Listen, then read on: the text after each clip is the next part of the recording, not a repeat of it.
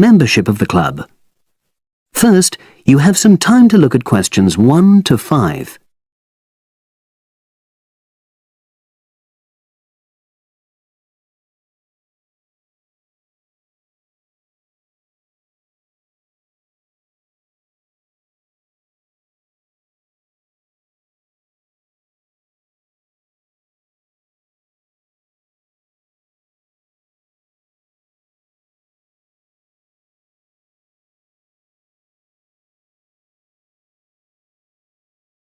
Now we shall begin. You should answer the questions as you listen, because you will not hear the recording a second time. Listen carefully and answer questions 1 to 5. Oh, excuse me. I wonder if you'd have the time to take part in some market research. What's it about? About this club and your experiences and opinions about being a member. It'll take less than 5 minutes. Oh, OK then, as long as it's quick. Can I start by taking your name? It's Selina Thompson. Is that Thompson? Yes. Okay, great. Thanks. And what do you do for a living? Well, I'm an accountant, but I'm between jobs at the moment. I understand, but that's the job I'll put down on the form. And would you mind my asking which age group you fall into? Below 30, 31 to 50, and above? Over 50, I think we can safely say. Great, thanks. And which type of membership do you have? Sorry, I'm not sure what you mean. Do you mean how long? No, is it a single-person membership? Oh, right, no, it's a family membership. Thanks. And how long have you been a member? Ooh, let me see. I was certainly here 5 years ago, and it was probably 2 to 3 years more than that. Shall I put down 8? Oh, I remember now. It's 9, definitely. Sorry. No problem. I've got that. And the last question in this first part is, what brought you to the club? Sorry? How did you find out about the club? Did you see any ads? Well, I did actually, but I have to say I wasn't really attracted to the club because of that. It was through word of mouth. So you were recommended by a friend? Actually, my doctor. I'd been suffering from high blood pressure, and he said the club was very supportive of people with that condition, so I signed up. Great, thanks. Before you hear the rest of the conversation, you have some time to look at questions 6 to 10.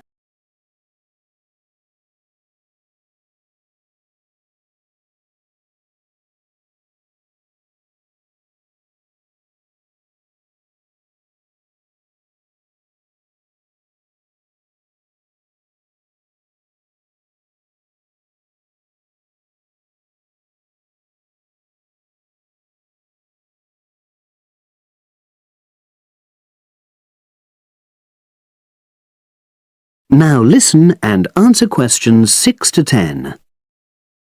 Now, for the second part of the form, I want to ask a bit more about your experience of the club. Sure. How often would you say you use the club? It varies enormously, depending on how busy I am. Of course. But on average, per month? I'd say it averages out at twice a week. OK, so 8 on average. Yeah, and 4 of those are aqua aerobics classes. That leads me to the next question. Would you say the swimming pool is the facility you make most use of? Fair to say that, yep. Right, thanks. And are there any facilities you don't use? One area I realise I've never used is the tennis courts. And there's one simple reason for that. You don't play tennis? Actually, I'm not bad at it. Oh. It's that I'm not happy having to pay extra for that privilege. Oh, right. I've made a note of that. Thanks.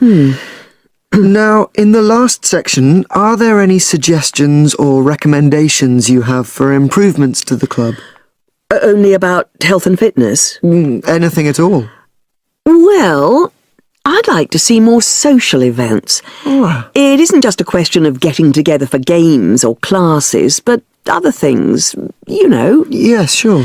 And another thing that I was thinking, when I had my yoga class in the gym last night, we were all sweltering in the heat, was that I think they should put in, or, you know... Air conditioning. That's exactly what I mean. The rooms are really light and well designed, but they do need proper installations. Sure.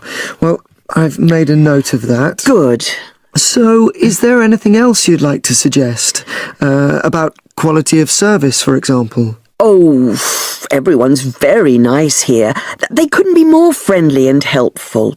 Oh, but I tell you what, it's a shame the restaurant isn't open in the evening on Saturday.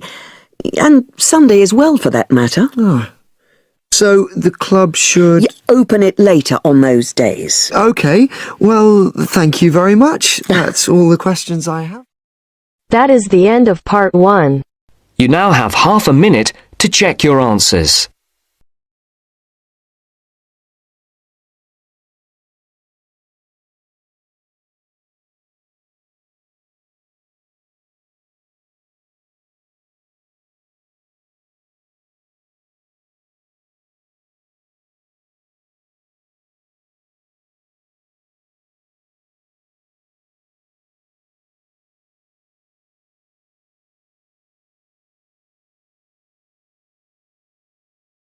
Now turns to part 2.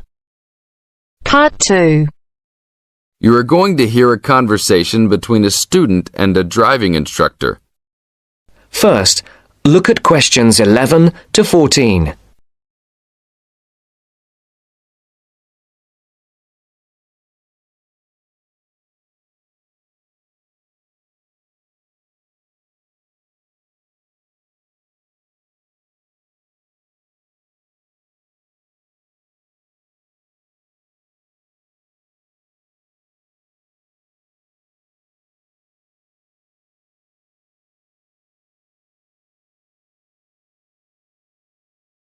Listen carefully and answer questions 11 to 14. Hello, I'm going to be your driving instructor today. Are you ready to begin? Hi, hope you don't mind. It's my first time driving a car. Of course not. That's my job. I teach people like you how to become a safe and responsible driver. So let's begin. Remember, the most important rule of driving: safety first. There are some steps to follow. First, you should put on your seatbelt. You should always remember to do that. In case of an accident or emergency, having a seatbelt on is of utmost importance. Okay, I have my seatbelt on. Now what should I do? Start the car. Good. Now make sure that the steering wheel is in the proper position and that your seat is not too far or not too close to the pedals. I'm all ready to go. Should I shift into first gear? Don't forget to put the parking brake down. You don't want to drive with that up. Oh yeah, I almost forgot. If I have the parking brake on, I won't be able to accelerate. Yes, that's right. Now put the car in reverse and slowly back out of the parking space. Good. Put the car in first gear. When should I shift? Is it better to shift slowly or quickly? You can shift whenever you feel is appropriate. This means shifting should occur smoothly. Do not shift too slowly or you will stall. Shifting too fast will waste gas. Shifting is simple. Just remember to shift smoothly. To shift, you will have to push the clutch and then push the gas pedal. Before the broadcast continues, look at questions 15 to 20.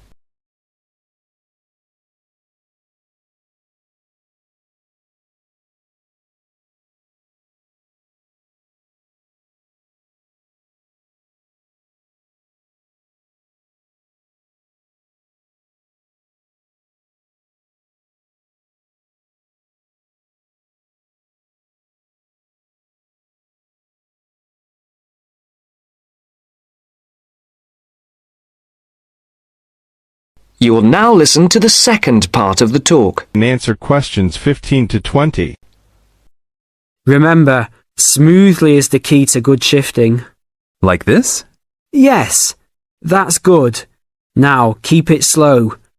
Don't drive very fast just yet. Be sure to constantly check your mirrors for oncoming traffic. Always be aware of everything that is around you, including 3 important things. Remember these 3: people crossing the streets, other cars, and bicycles riding next to you. What should I do if I see a yellow light? Well, it's always better to brake instead of trying to run it. But if you're travelling at a speed where it's impossible to stop in time, then you should try to make it across the intersection. But remember, you should always try to stop. It's the safest way to avoid an accident. Even if I have to brake very suddenly? Yes, even if you have to brake suddenly. What about if a driver behind me is going a lot faster than I am? You should always be ready to move to a slower lane if a driver behind you is forcing you to go faster than you are comfortable with. Never try to speed up to accommodate a faster driver. You could risk an accident or a speeding ticket. It's better to let him go. That sounds like good advice. Be careful. There is a sharp turn up ahead. Remember to brake before turns. Otherwise, you might flip over if your speed is too high going into a turn. Got it. I know that I should always try to observe all traffic safety. That's right. If safety is not your first priority, it will make driving very dangerous for you and other drivers on the road. Okay, park the car here. You did a great job today for your first day. I'll see you in 3 days. Thanks so much. I'll see you then. That is the end of part 2. You now have half a minute to check your answers.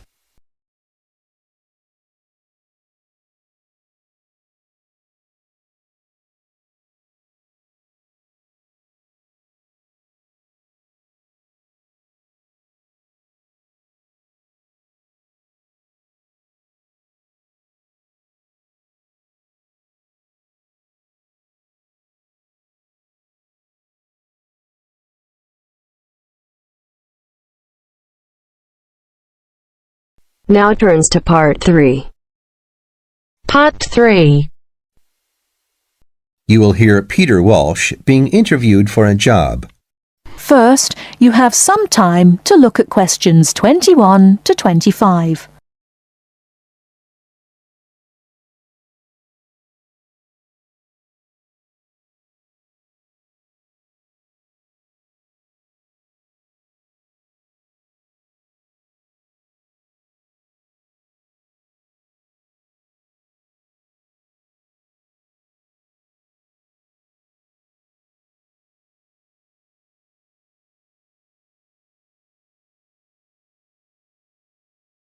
Now, listen carefully and answer questions 21 to 25.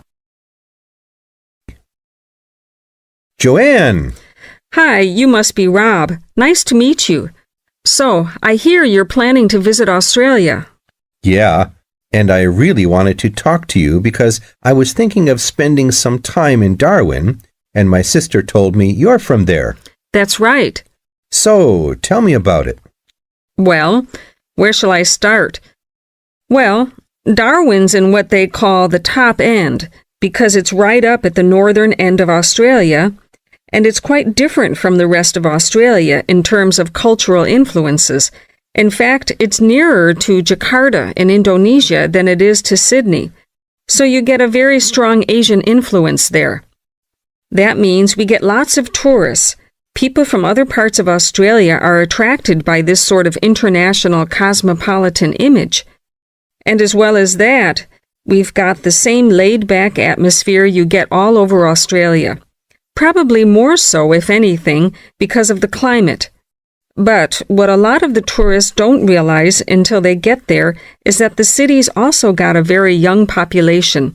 The average age is just 29, and this makes the whole place very buzzy.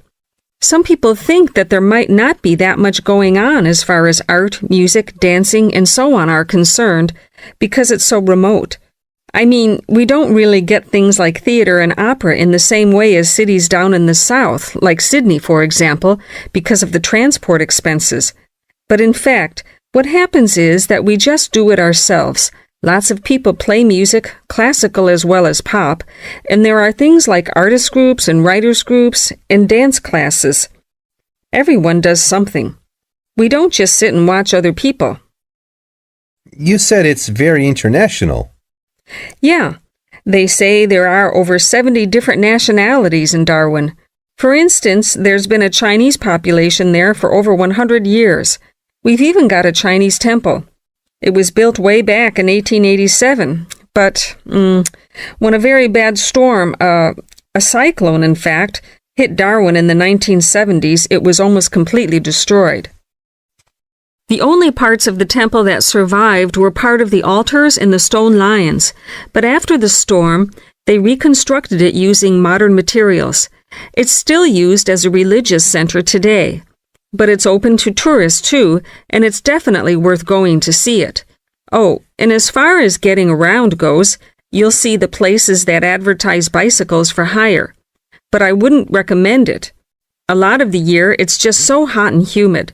Some tourists think it'll be fine because there's not much in the way of hills and the traffic's quite light compared with some places, but believe me, you're better off with public transport. It's fine and not expensive. Or you can hire a car, but it's not really worth it. What's the swimming like? Well, there are some good beaches, but the trouble is that there's this nasty creature called the box jellyfish, and if it stings you, you're in bad trouble. So you have to be very careful most of the year, especially in the winter months. You can wear a lycra suit to cover your arms and legs, but I wouldn't like to risk it even so, personally. And there are the saltwater crocodiles, too. I mean, I don't want to put you off. There are protected swimming areas netted off where you'll be safe from jellyfish and crocs, or there are the public swimming pools. They're fine, of course. Before you hear the rest of the talk, you have some time to look at questions 26 to 30.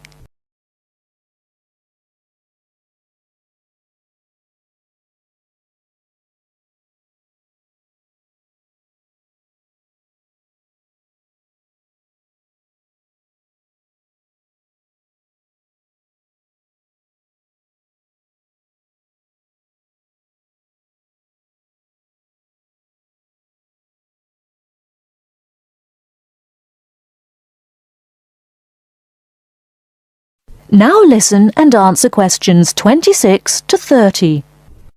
Please sit down, Mr. Walsh. My name's Jane Swain, and I'm the personnel manager. Hello, how do you do? Now, this is just a short preliminary interview. I'd like to chat about your present job and what you've done up till now. Yes, of course. Well, could you tell me how long you've had your present position in Weston's? It is Weston's, isn't it? Yes, that's right. I am not sure. Let's see. I left university in 2005. Is that right? Yes, 2005. Then I was unemployed for about 3 months. And then I traveled round America for a few months. So, yes, it must be about 3 years now, in fact. Yes. And have you any particular reason for wanting to change jobs? I mean, why do you want to move? Well, I actually like my present job and still find it interesting and stimulating. The salary's okay, so it's nothing to do with money, though you can always do with more. I suppose the thing is that I'm really very ambitious and keen to get promoted, so that's the real reason. You say you like your job. Can you tell me what aspect you like most? Oh, my dear, that's difficult. There are so many things. The other people are great. There's a good cooperative atmosphere. I mean, among the staff, and compared to other companies, the conditions are great. I mean, the office itself and the working conditions. And then there's the fact that they give me lots of room for initiative and let me make decisions. You know, that's what I really like most about the job. Yes, well, we're looking for someone like that. You know, someone who isn't a clock watcher and who isn't too concerned about working fairly long hours. Oh, I don't mind that. I'm used to it. And what about your education? You went to Manchester University, didn't you? Yes. After leaving school, I started a diploma course in design, but I decided to give it up and did an arts degree at university instead. Good. And have you done any courses since? That is the end of part 3. You now have half a minute to check your answers.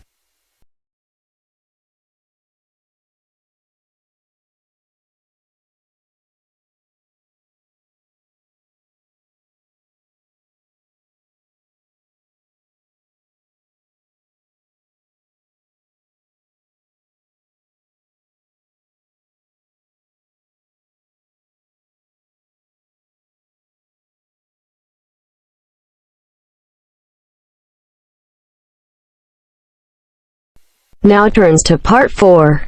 Part 4. You're going to listen to a talk about tea in the UK. First, you have some time to look at questions 31 to 40.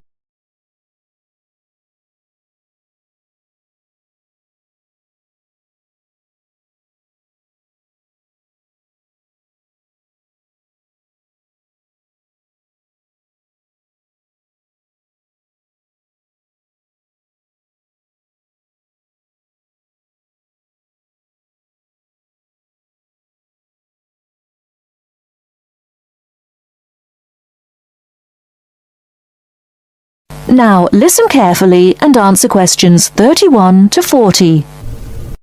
During the 1930s, there was a popular song which had the title, "Everything Stops for Tea," and to millions of British people, a restful cuppa is still an ideal way to relax for a few minutes from the rigours of the day. The English custom of drinking tea has its roots in the 17th and 18th centuries. When first imported to Britain, the exotic cha, or cha, as the Chinese tea was variously called, was considered a man's drink to be enjoyed with colleagues at London coffee shops. These were popular meeting places for many walks of life: politicians, lawyers, poets, actors, and writers. Many London clubs began in this manner, and the famous Lloyd's Insurance underwriters started out as Lloyd's Coffee House. In 1706, the first coffee house that offered tea was Tom's Coffee House, owned by Thomas Twining. He realized that he needed to introduce an added attraction to compete with the many other coffee houses in London, and tea was rare, exotic, and extremely expensive. With these credentials, tea became an exclusive drink and enabled Twining to open a tea shop under the sign of the Golden Lion in the Strand. By the 18th century, the ladies of the more affluent classes were going China mad, using tea as an excuse for displaying their extravagant purchases of Chinese porcelain and Dresden tea sets. A comprehensive tea tray would consist of a teapot and stand, teacups and saucers, sugar bowl, milk jug, and basin for discarded tea and tea leaves. Tea was still expensive and kept in locked tea caddies. Skilled craftsmen fashioned caddies of carved inlaid woods fitted with crystal and precious metals. To ensure the servants weren't tempted by this priceless commodity, the caddy was kept locked, and only the mistress of the house held the key and prepared tea when guests came to visit. No well-brought-up young Englishwoman could consider herself socially acceptable unless she knew how to brew a proper cup of tea. As the 18th century progressed, changes in commerce and working hours resulted in the main meal of the day being taken much later in the evening. The prospect of lasting from breakfast until evening did not appeal to the Duchess of Bedford, who is usually credited with being the first to alleviate late afternoon hunger pangs by introducing a small 4 o'clock meal served with tea. With time, the light, wafer-thin toast or delicate white bread gave way to exotic fillings like tomato and egg, cucumber, chicken, or potted shrimps, followed by buttered scones, crumpets, or elegant pastries. The popularity of tea continued to spread, but it was not until 1839 that the first shipment of Assam Indian tea was landed in Britain. A healthy trade with India was soon established, and tea clippers, like the Cutty Sark, now a museum in a dry dock at Greenwich, were reaching the peak of their sailing days. In 1879, the first limited shipments of Ceylon tea began to arrive, and by 1880 this had been firmly established alongside Indian and China teas, giving the broad range of teas that are available today. There have been few changes in 3 centuries of tea trading. London is still the centre, and indeed Twinings still has a shop on the site of the original Tom's Coffee House at 216 The Strand. The name Twining has been linked with tea for over 280 years. Indeed, it was Richard Twining, in his capacity as chairman of the dealers of tea, who in 1784 persuaded Prime Minister William Pitt to reduce the high tax on tea, making the beverage more accessible to the general public. That is the end of part 4. You now have half a minute to check your answers.